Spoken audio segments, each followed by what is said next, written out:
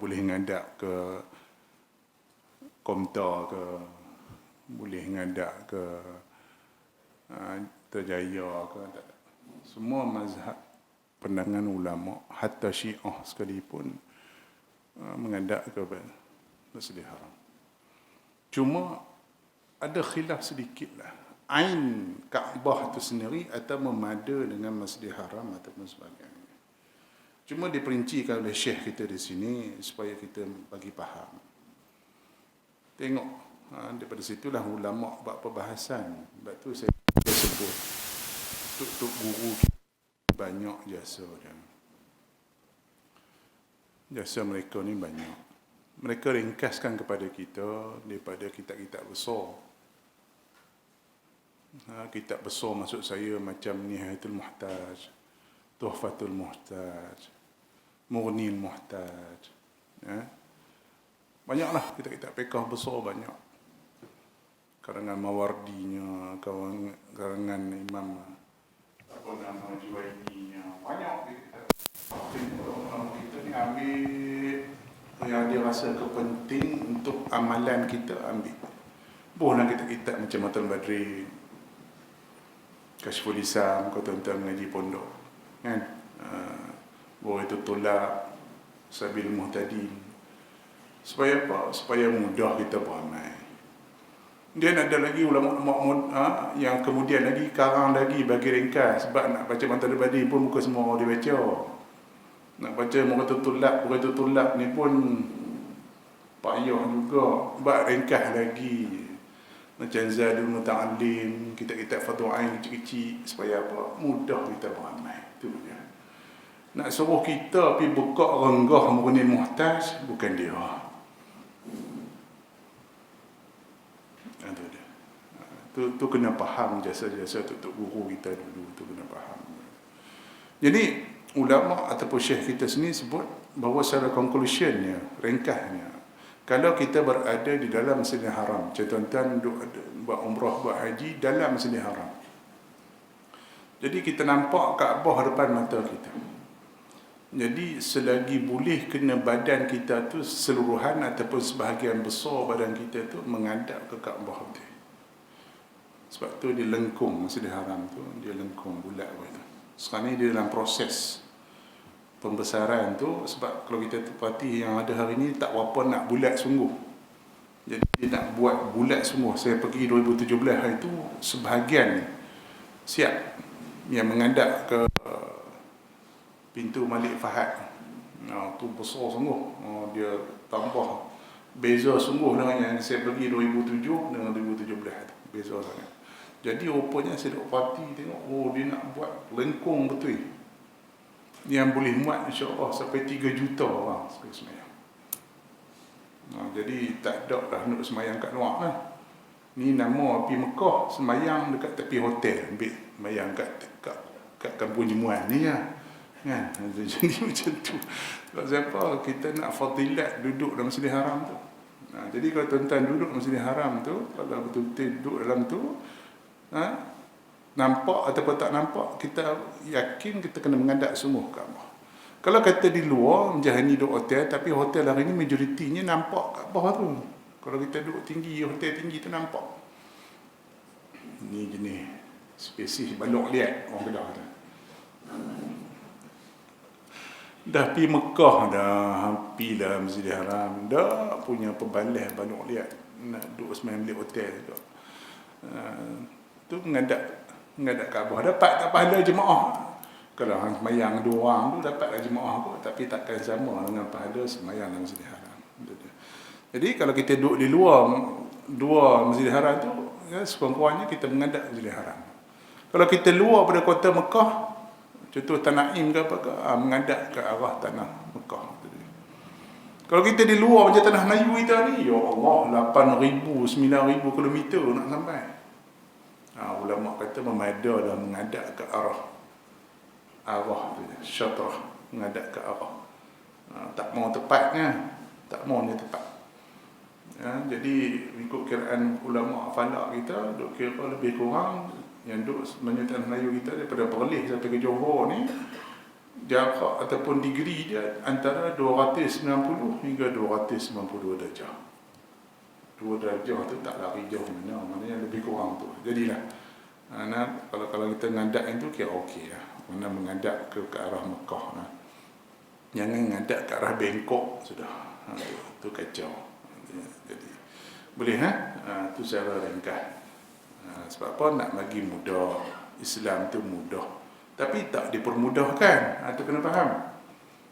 Yang kata Islam tu mudah, la yukallifullahu nafsan illa wus'aha tu, ni ramai orang duk tafsir. Ustaz-ustaz dah ni sesa boleh ceramah kira ustaz. Tu dia guna ayat tu. Konon-kononnya Tuhan tak akan bebankan kita dengan benda yang kita tak mampu. Tuhan tak akan uji kita dengan benda tak mampu. Dia buat ayat tu, la yukallifullahu nafsan illa wus'aha. Nak aku maki korang susah, tak maki korang aku geram. Maki juga. La yukallifu tu lain, tu ayat lain. La yukallifullahu nafsan illa wus'aha. Tuhan tak letakkan syarak, bebanan syarak di luar kemampuan kita.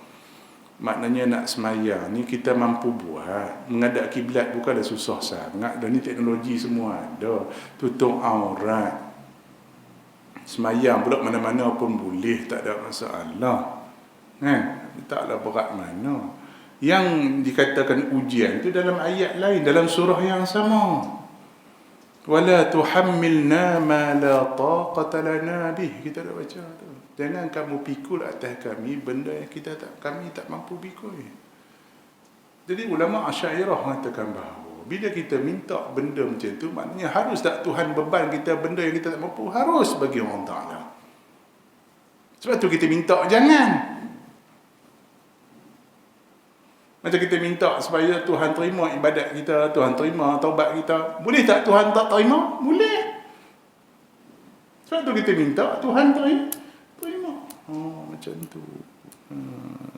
Dan satu ustaz bawa model tu, selebih semua ustaz pakat follow. Mengaji tak mau baca kitab. Dah ada BA Honors, mana nak buka kitab. Tu bayar. Bala kak. Tu ni. Bacalah kitab banyak, telaah sikit-sikit, sehari-hari. Sibuk ceramah agaklah. Kita masuk ayat seterusnya. Surah yang sama. Innas safa, bismillahirrahmanirrahim. Kita sebut itu bila kita baca ayat Quran di luar semayang, sama ada di awal surah atau di pertengahan surah, sunat kita baca bismillah. Tapi kalau dalam semayang, kalau awal surah baru kita baca. Kalau tengah surah jangan baca.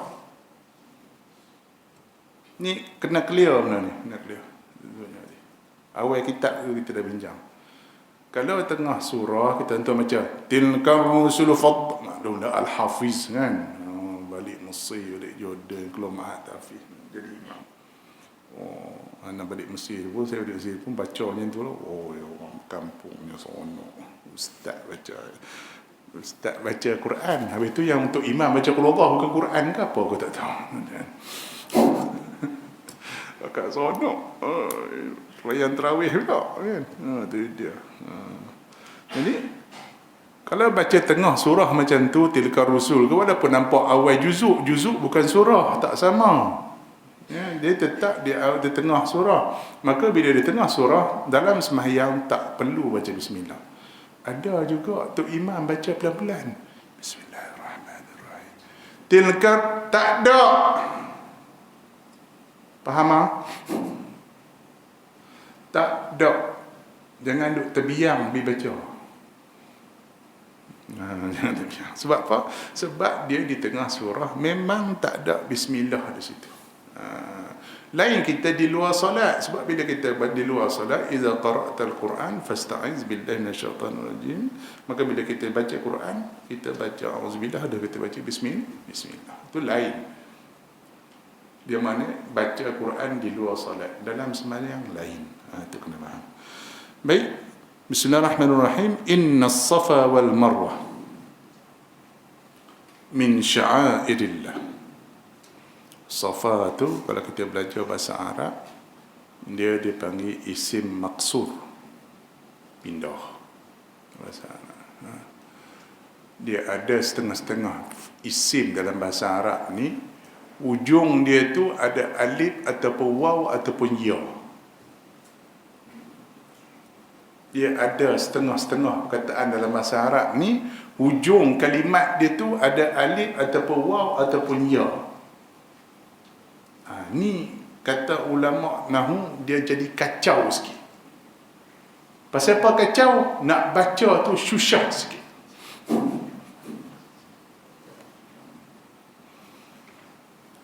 Baca susah tak mana ustaz, inna safa mudahnya, kita tak mengaji, kita rasa mudah kan. Orang tanya balik, safa tu marfu' ke mansub ke majrur? Pindah. Kita kata mansub, masuk inna tu terang-terang, inna tu ada. Inna tu tansibul isma wa tarfa'ul khabar, menasabkan isim. Jadi sepatut safa tu mansub. Sebab tu tuan-tuan baca marwata, nampak tak? Oh, perasan kau no? Baca 10 kali dah surah ni, tapi haram tak perasan tu dia. Kita rasa marwata, nampak tak marwata tu baris atas? Nampak. Safa? Tak. Hidup berkerah. Hidup berkerah tentu. Sepatutnya innas safa'a, sepatut baca macam tu, tapi tak mau. Pasal apa? Susah. Iltiqa'u falhatain ni susah. Bertemu dua baris atas, susah nak baca. Sebab tu innas safa. Innas safa. Takdir dia mansub juga, baris atas juga. Itu kata bil fathah muqaddarah. Tu ulama nahwunya bincang. Saja je kau nak bagi pening-pening sikit. Lama dah mengaji ni. Ni tuan-tuan ni kalau kira ni paling kurang diploma Usuluddin dapat lah. Paling kurang. Sebab tu kita baca wal marwata, waw tu ataf. Dia hubungkan Safa dengan Marwah. Sesungguhnya Safa dan Marwah itu, tu dia. So inna tu sesungguhnya tu Safa pun kena, Marwah pun kena. Sebab tu waw ni boleh pergi banyak. Pertamanya huruf ataf. Dia hubungkan. Kalau kita bahasa Melayu panggil apa? Ayat majmuk. Ali dan Muhammad datang ke sekolah. Sepatutnya Ali datang ke sekolah, Muhammad datang ke sekolah. Dua ayat, tapi kita gabung jadi satu ayat. Ali dan Muhammad datang ke sekolah. Ayat majmuk. Betul tak? Bahasa Melayu pun pindah.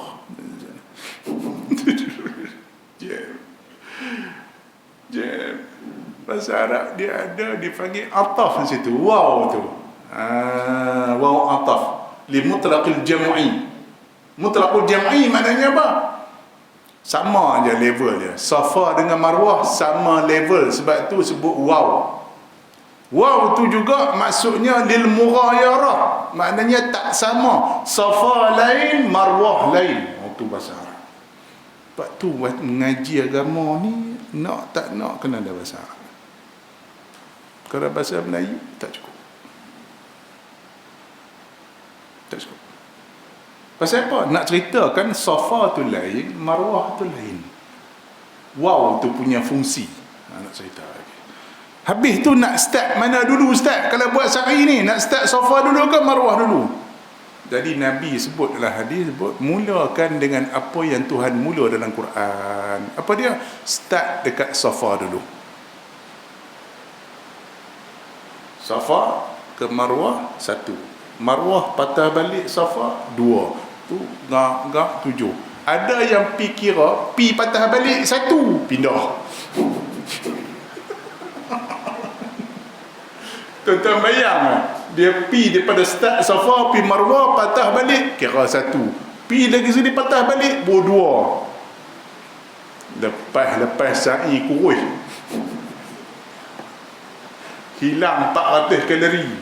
Dia. Lepas tu puluh nasi Arab. Lepas Kata pasal apa? Nampak teruk sangat. Aku sa'i ya. Kira macam mana? Pi patah balik kira sekali. Pindah. Dia pi tu Safa Marwah satu. Marwah ke Safa balik kira dua. So mula dekat Safa, habis dekat Marwah. Dekat mana tu. Tang situ kita cukup biasanya gunting rambut. Sebab tu bila habis tu ada je kawan-kawan duduk tunggu situ nak gunting siapa. Biasa macam tu kalau buat umrah lah. Kita itu tahallul kat situ. Dia. Satu. Baik, yang kedua, asal Safa Marwah ni nama batu, spesies batu. Itu bahasa Arab. Orang Melayu senang. Batu sungai, batu jalan, batu bukit, batu gunung, batu besar, batu kecil. Senang, cukup senang bahasa Melayu. Arab tak mau. Tak mau. Batu asas dia nama Hajar. Sebab tu Hajar Aswad. Nama Hajar Aswad. Yang kita duk lontar. Panggil lontar apa? Jamrah. Jamrah mana apa? Pindah. Ni tanya ni. Jamrah tu mana apa? Batu lah. Jamrah tu apa? Batu apa? Batu kecil. Dia ada dua istilah batu kecil. Husah ataupun husah jamak dia. Batu kecil ataupun jamrah. Jamrah juga kata ulama, mana apa nama ni Allah SWT, bara api tu bagi jamrah. Ada hadis Nabi sebut. Batu besar dipanggil Safa Marwah. So Safa Marwah ni jenis batu. Safa tu pula batu yang kosong. Sebab tu Safwan dalam satu surah ayat Tuhan sebut kamasali safanin alaihi turab. Safwan tu batu. Tuan-tuan pun nama anak nama Safwan boleh ya? Batu. Sebab apa? Sebab ada dalam Quran. Kira okey ya. Mujur tak bermarwah pula tu. Safa seorang, Marwah seorang. Seorang lagi Hajar Aswad. Seorang lagi.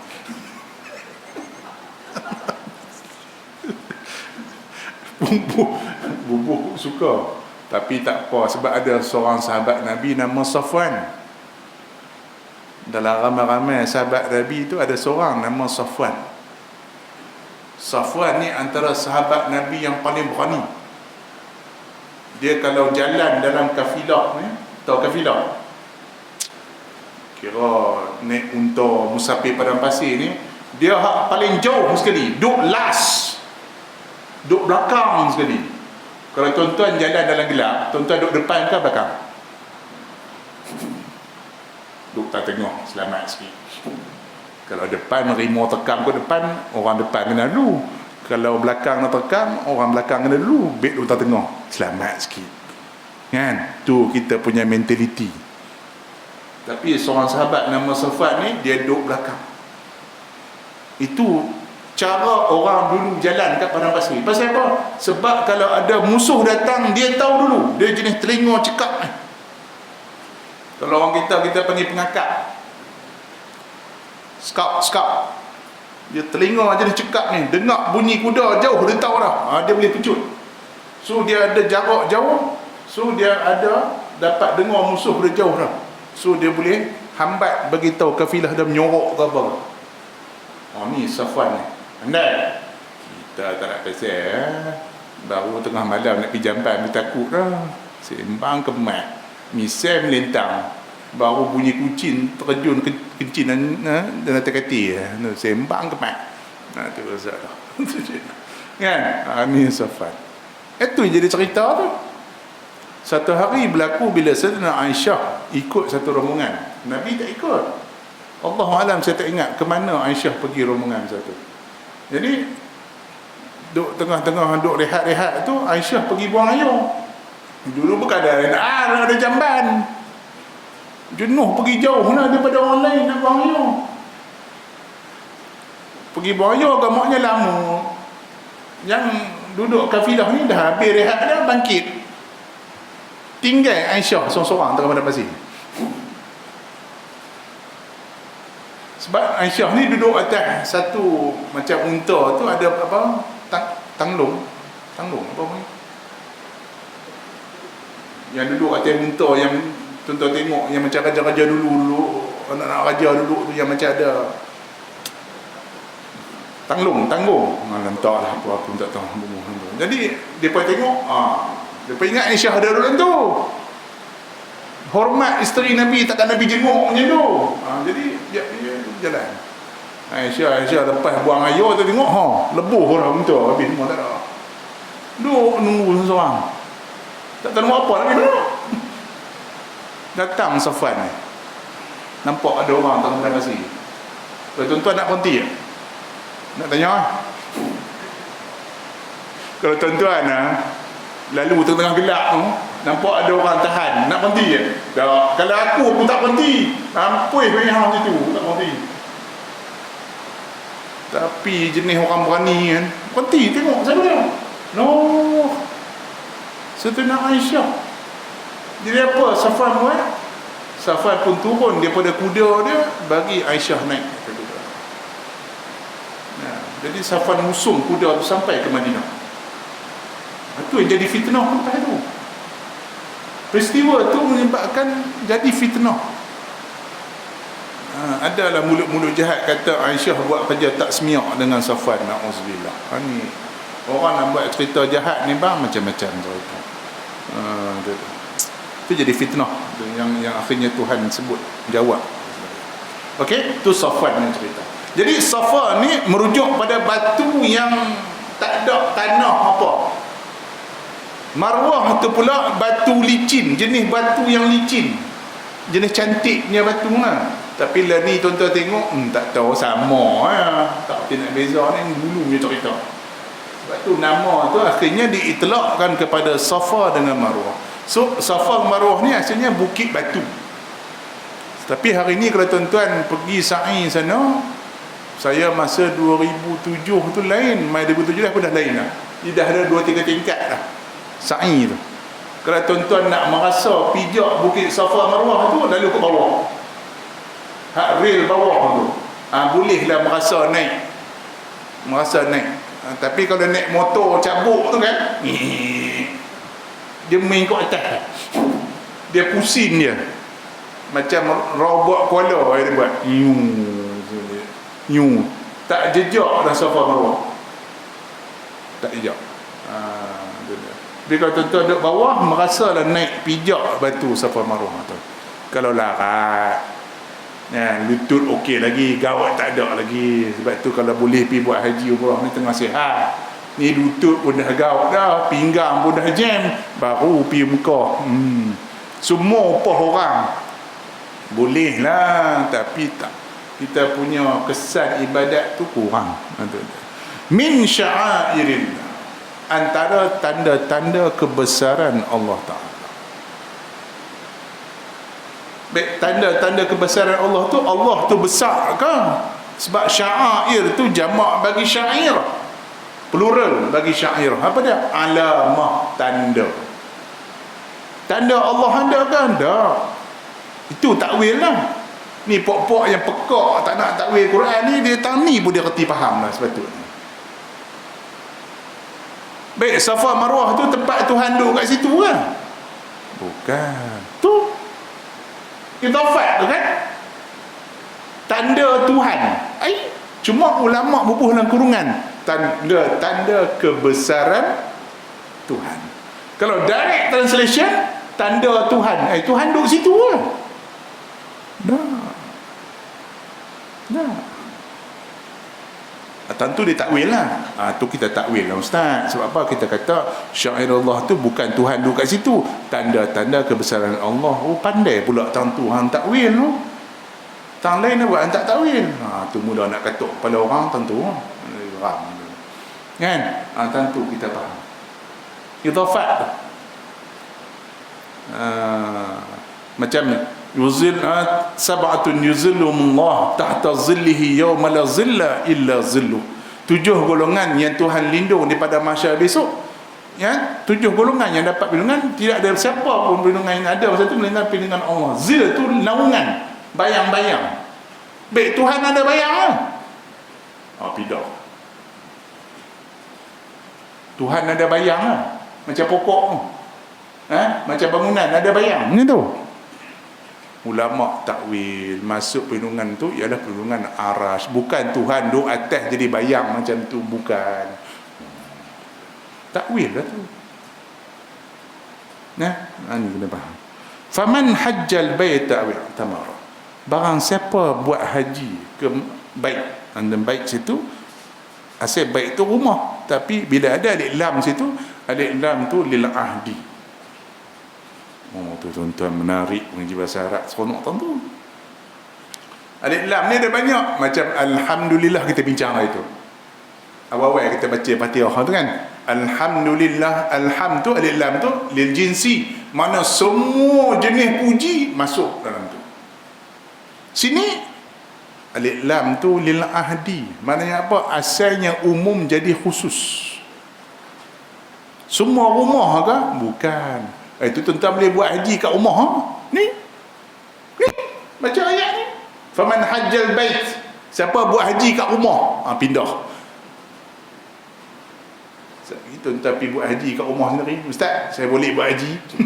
Mana? Kat rumah. Tu bukan buat haji bang, mendam haji boleh. Tu main dam haji. So bait maksud apa? Baitullah, Kaabah, Masjidil Haram. Al-bait tu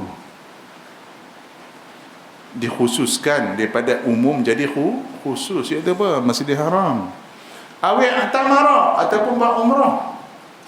Saya mungkin dah cerita kat tuan-tuan, saya pernah ditanya 2 kali soalan. Pertama orang Melayu tanya, yang kedua Cina tanya.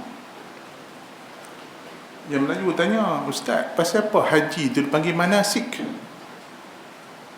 Mim nun alif sin kaf, manasik al-hajj. Sebab tu Nabi kata khuzu anni manasikakum, ambil dah daripada aku cara buat haji kamu. Dalam surah Baqarah pun Nabi Ibrahim doa, wa arina manasikana, tunjuk pada kami tempat ibadat kami. Kenapa haji dipanggil manasik? Ibadat lain dipanggil nusuknya. Sebab tu kita baca doa bila tuan-tuan baca iftitah apa? Inna salati wa nusuki wa mahyaya wa mati. Nusuk tu mana ibadat. Habis kenapa bab haji sebut manasik? Satu soalan. Yang anak Cina tu tanya saya pula, masa tu saya naik bas sekali, naik bas loncat masa tu tak ada duit beli kereta ni. Baru belajar, baru balik Mesir tu. Naik bas masa tu yang flyover dekat Salak tu pun tak ada lagi. Masa tu kereta lalu ada satu one way dekat bawah atas kereta api tu. Tu ada traffic light situ. Kalau tuan-tuan nak ingat ada. Tu cerita 20 tahun sudah ni cerita. Memang jam tentang situ, balik raya haji tu. Jadi atas bas tu duk pasang lagu raya haji, panggilan haji, lagu radio. Mai anak Cina sekok atas bas tu mai tanya saya. Aku pun heran, aku tak ada rupa ustaz, aku pakai dengan baju t-shirt dengan seluar cabuk. Dia mai tanya, bang, sikit tanya boleh ya? Apa dia? Itu haji apa dia? Pindah. Aku nak jawab. Kita duk dengan panas-panas bas mana ada aircon satu. Berpeluh ketiak-ketiak habis. Dia mai tanya pula dah. Itu haji apa dia? Itu haji. Itu haji kita orang Islam kena dalam satu umur hidup satu kali kena pergi sana Mekah buat ibadat sana. Okey lah, saya ingat dia settle lah. Dia tanya lagi, apa pasal mau pergi sana? Sini tak boleh bikin ke? Dia kata, pindah. Aku nak jawab, nak kena jawab on the spot, bukan dalam kitab jawapan tu semua kena pakai otak. Nak jawab on the spot ni, tengah dengan ketiak-ketiak belengah atas bas ni, nak jawab on the spot. Saya pun kata macam ni lah, saya pun cubalah jawab. Kalau bikin kat rumah, itu tak ada pengorbanan mah. Pergi sana jauh sikit, kena keluar duit, kena keluar modal, badan letih, baru ada sacrifice buat. Okey, dia faham lah, dia puas hati lah. Saya tak puas hati, sebab jawab main hentamnya. Balik fikir, jenuh fikir, apa kalau orang tanya nak jawab apa? Kena pula budak main tanya tu, mana asik? Fikir, okey, saya kata macam ni. Dalam banyak-banyak ibadat, saya kata, satu-satunya ibadat yang khusus ada tempat, haji dan umrah. Semayang, kau nak semayang masjid, boleh ni Jumaat minggu ni tak boleh lebih 40 orang, you know? Kira ni dekat ni boleh semayang Jumaat. Hak lain, wassalam, semayang atas jambatan, ni boleh. Jangan hambat dia pulih orang, mampu aku. Dia kata boleh semayang depan TV, tapi syarat 160 inci TV.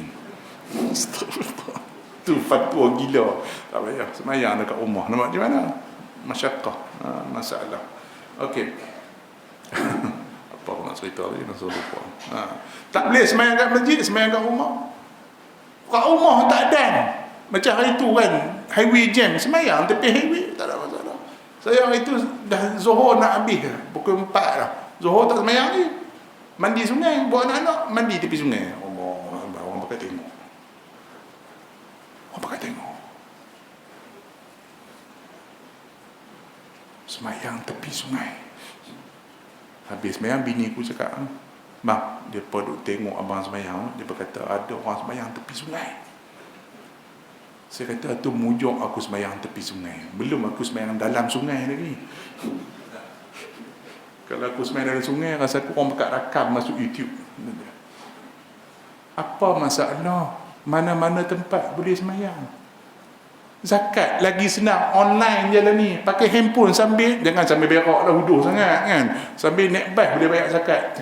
Tekan handset, tak ada masalah. Puasa lagi senang. Tuan-tuan tidur dalam jamban daripada pagi sampai maghrib, tak batal puasa, tak apa. Kalau larat tidur, tak apa, tak ada masalah. Satu-satunya ibadat yang tak boleh buat ke tempat lain, haji umrah. Sebab tu dia panggil manasik, sebab merujuk kepada isim makan. Mansakun, jamak dia manasik. Tu bahasa Arab dia macam tu. Macam mahkamah, tempat jatuh hukum, dipanggil isim makan. Makman, tempat kerja. Makman tu cakap Arab bang, bukan cakap orang putih. Mahkamah, madrasah, tempat belajar. Sebab tu bagi manasik, jamak daripada mansakun. Pasal apa jamak? Sebab banyak tempat. Ada dekat Safa Marwah, ada dekat depan Kaabah, ada dekat Masy'aril Haram, wukuf di Arafah. Tu banyak tempat. Sebab itu bagi manasik. Saya jawab itu. Yang Cina tu, apa model nak jawab? Kalau orang tanya kita, jawab kat mereka, dan jawab untuk diri kita sendiri. Tuhan nak kita sekali seumur hidup, selagi boleh kita usahakan, supaya kita jejak bumi Mekah. Kenapa Mekah? Sebab situlah Nabi kita SAW lahir. Nabi kita lahir di situ. Islam mula bersinar di situ. Nabi Ibrahim dirikan Kaabah di situ.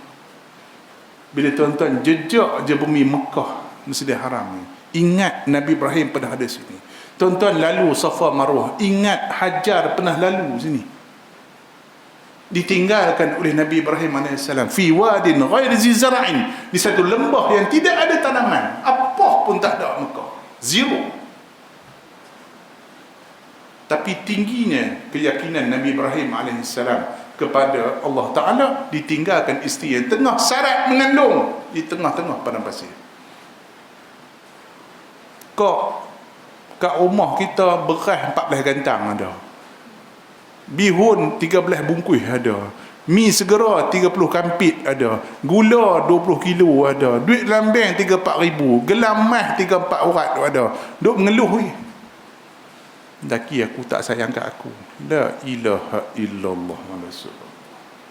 Lepas tu duk sembang ahli syurga, tai kucing kita sembang. Sembang tai kucing. Tuhan tak uji kita sampai taraf tu. Sikit je Tuhan baru bagi. Dah mengeluh kita dengan orang Ta'ala. Hajar di tengah-tengah padang pasir tinggal. Tak mengeluh dah. Duk cari ayuh antara Safa Marwah. Sebab tu bila kita buat Safa Marwah tu ada tempat-tempat kita sunat berlari anak-anak. Tak payah jogging lah kak dengan gaut, dengan lutut jen semua cukup. Pulun nak lari terjerombak sekarang. Tak, lari-lari sikit je. Ambil apa? Ambil iktibar kisah Hajar. Exactly macam tu. Tengah duk sibuk-sibuk Hajar cari air tu, Nabi Ismail jumpa air Zam-Zam. Air yang dijumpa oleh Nabi Ismail tu sampai hari ni masih wujud. Pergi tanya saintis, mana mai air? Tengah-tengah padang pasir ada air. Tak pernah berhenti air tu ada. Kita hanya kalau buat haji umrah berjuta, 3-4 juta sekali buat haji, pernah susut air tak? Subhanallah. Air tu paling cantik, terbaik dalam dunia air. Mukjizat. Ya. Sebab Nabi Ismail belum ada lagi tu. Belum jadi Nabi, budak-budak. Baru budak-budak dia jumpa. Maka ulama kata irhas, tanda Nabi Ismail itu bakal jadi rasul. Dengan tapak kaki dia tendang-tendang pasir, keluar jadi air. Faham? So bila kita ambil Zam-Zam tadi, ingat siarah Nabi Ismail, ingat siarah Siti Hajar, baru ada zuk kita mari. Allah. Ya, di sini Nabi Ibrahim membina Kaabah, Di sini Nabi kita SAW lahir. Di sinilah. Tapi rumah Nabi lahir itu dia peruntuh buang. Bapak Wahabi ni beruntuh buang habis. Rumah Khadijah dia peruntuh buang habis. Khadijah ni orang kaya, bukan satu rumah duk ada, berapa biji rumah duk ada. Habis. Unggah habis. Ada. Bid'ah. Jilat mereka tak bid'ah. Jilat jubah Yahudi tak bid'ah. Pergi ziarah kubur Nabi bid'ah. Mampu macam tu punya fikir. Pelik. Minta tolongkan Nabi bid'ah. Doa minta Nabi bagi kita bid'ah. Doa minta tolong mereka tak bid'ah. Tak apa. Maslahat. Cari butuh tiang tu hempuk pada orang tu. Bongok nak mampu. Payah. Ya. Baik sikit. Saya ambil bahasa dulu ni. Fala junaha alaih. Tidak ada salah baginya. Junah jin baris depan. Kalau janah jin baris atas. Kalau junah salah, dosa, silap. Kalau janah wing ni boleh pergi dua makna. Sama ada wing masuk ke pok binatang, ataupun wing maknanya bahagian bangunan. Kan bangunan pun kita panggil wing juga. Sebab tu White House tu ada East Wing dengan West Wing. Tuan tahu tak? Tak tahu juga. White House yang Presiden Amerika duduk tu, dia ada East Wing dengan West Wing. Wing itu bukan kepok, bahagian. Bahasa Arab pun macam tu. Maknanya bahagian tu panggil janah, ataupun wing tu makna kepok. Dua maksud boleh janah. Tu jin baris atas, ni jin baris depan. Jangan silap baca kok no. Tuntut kok baca faman hajjal baita wa antamara fala janaha alai. Siapa yang buat haji umrah tak ada kepok, mampu. Dia baca fala janah, jin baris atas. Siapa buat haji umrah tak ada kepok. Memanglah masa buat haji umrah mana ada kepok. Ingat ayam ke burung? Tu silap baris punya cerita. Sebab tu kita bincang hari itu, kalau silap baris jadi masalah baca Quran. Sebab tu baca biar antun sikit pelan-pelan. Warattilil Qur'ana tartila, tartil elok. Banyak nak cerita tak sempat. Kita kena ikut SOP lagi, tak pasal-pasal itu imam kena. Wallahu a'lam. Insya-Allah kita sambung bulan depan. Bismillahirrahmanirrahim. Alhamdulillah. Wassalatu wassalamu. Allahumma rahmar rahimin wa haqqa.